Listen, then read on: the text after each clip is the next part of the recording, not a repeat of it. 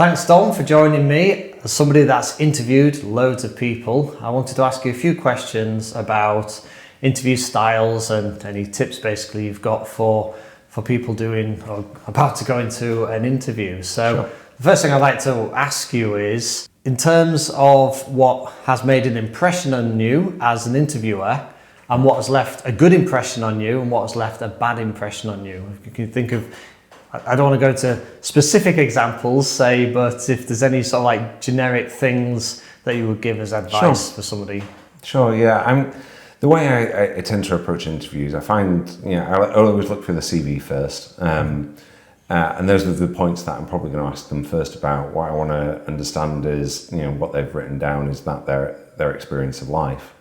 The thing that I'm really most looking for is their lived experience. How they're able to put what they've done previously and be able to put that into practice and make it relevant to the position that I'm interviewing them. One of the things that I really look out for is when somebody's personally invested in the subject matter. So, if a programmer's there and that they, discuss what they do in their private time, and they'll say, I'm always looking to learn and always looking to improve, then that's the trigger that I'll often need to understand that they're committed to doing it, and they're not just here to get a job. Mm-hmm. But conversely, if during that interview, I ask people, and if I ask them a tough question, and they just say, I don't know, that's often the case. That's the red flag that I'd be looking for, going, well, if you don't know what's going to happen when you're in the job and you don't know how you're going to problem solve. And that's always the thing that people really struggle with, but that's what you're looking for people to demonstrate, is the problem solving ability.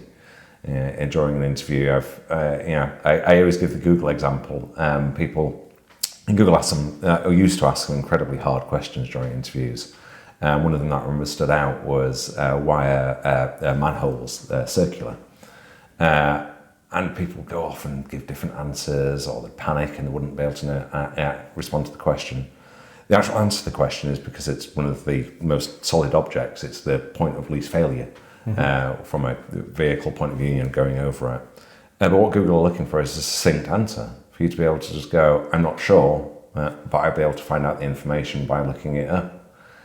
A way in which you can show in which you process information and how you adapt to it. That's what you're really looking for in interviews, is for how people can be responsive to the environment that they're in and ensure that they have some kind of value to bring to the organisation. Okay. So let me understand. If I understand, I'll try and unpack that. Correct me if I'm on the right lines with this. So, firstly, that the candidate has some external interest in whatever it is they're applying for, and they've shown that on the CV. And they can show that in the interview. So if they're a programmer, that they actually do programming for fun outside of programming, because then that gives you the impression that they really care about the subject matter, and you're looking for somebody that wants to keep learning and wants to grow. And I'd like to pick your brains a little bit more on if somebody gets stumped. And they just say, I don't know. So am I right in thinking what you're saying by that is that you want somebody to actually try and attempt the answer, Absolutely. Even if they're completely stumped? Absolutely. And thirdly, but then it can lead into waffle, which is kind of your point with the Google question. That's a really difficult question. And they're looking for a succinct answer. But people will go on and on and on. So, that's a tricky one, because one, you don't want people to be like, I'm stumped, and secondly, then to waffle on it. But what I would say, and what I've said on the course, is if you get a question like that, take your time. There's no rush. So no. So just stop and think about it, and try and get your thoughts succinct in your head about what you want to say. A really good bit of advice I'd give them that one is reframe the question back to the person that's questioned you. Allow yourself that bit of time. Can I just understand that question a bit more? Is this what you meant in the way in which you asked the question? It gives you time to understand the context in which they're asking. So if you ask me, why are manholes round? And I'm thinking, I have no idea what to say to that. So I would then think, can I just take a moment to think about that one? Okay. So what you want to know from me is my understanding of why manholes are round.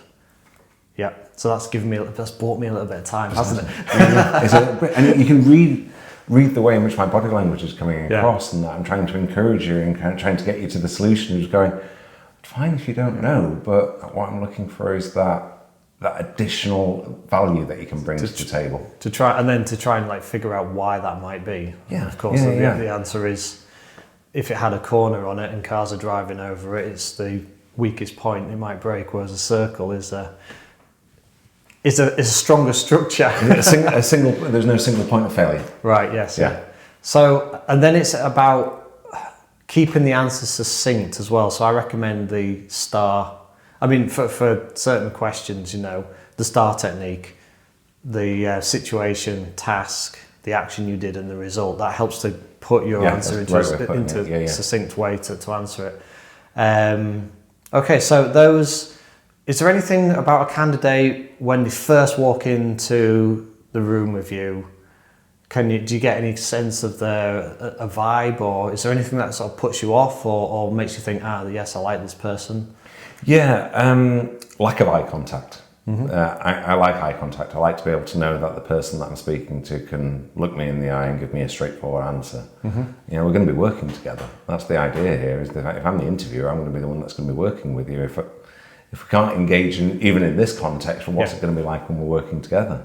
So that's probably one of the first things that I look for. I also look at body language. Body language is very important. If somebody's sat with their arms crossed and they're kind of turned away from you, you get this feeling of defence. Yes. Whereas if they're open, they're willing to sit forward, be interested in the questions, but also be engaging in the way in which they express themselves. If they get asked a tough question, there's no problem with you going, "Oof, that's a tough question," because it is a tough question. That's exactly what it's meant to be. That's about being honest and personable, isn't it? Precisely. And also it's almost a sense of confidence in being able to say that you're stumped and exactly and relatable. I just want to caveat a little bit around that, because I do mention about things like handshakes in the course, and you mentioned body language being closed off. Yeah. But what I've seen is people trying to act too relaxed. Yeah, that can happen. Yeah. So they might be like this, and there is a subtlety, isn't there, between coming across as quite genuine, and I think it's fine to look a bit nervous. I think that's expected. Yeah. But don't over-egg the trying to be relaxed. But also make sure that you're not. I think it's easier to make sure that you're not being closed off like this. Just try and sit naturally if you can. Yeah, I think you're absolutely right. Over-familiarity is also generally a warning sign that they're trying too hard, which means that they might be difficult to work alongside as part of a team. Mm-hmm. So it's a balance that you have to strike in there, but I'm just looking for the person that they are, not the person that they think that they've got to try to be.